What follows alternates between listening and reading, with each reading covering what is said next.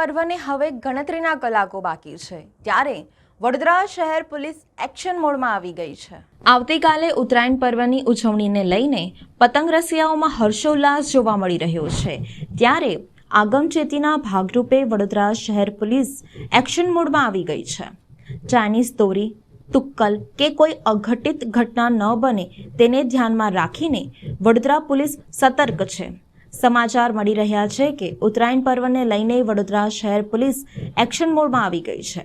વડોદરા શહેર પોલીસ દ્વારા જાહેર પતંગ બજારમાં સ્પીકરથી લોકોને અપીલ કરી છે કે ઉત્તરાયણમાં ધાબા પર વાંધાજનક ગીતો વગાડવા નહીં। જો કોઈ વિરુદ્ધ આવી ફરિયાદ થશે તો કાયદેસરની કાર્યવાહી કરવામાં આવશે।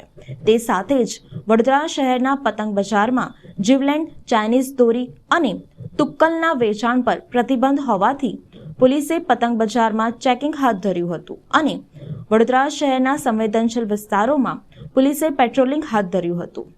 વડોદરા શહેર પોલીસના જાહેર જનતા માટેની અપીલ દ્વારા કહેવામાં આવ્યું હતું કે ઉત્તરાયણમાં આ ઉત્સવને આપણે શાંતિ અને સાવચેતી સાથે ઉજવીશું, જેથી કોઈ અઘટિત બનાવ ન બને।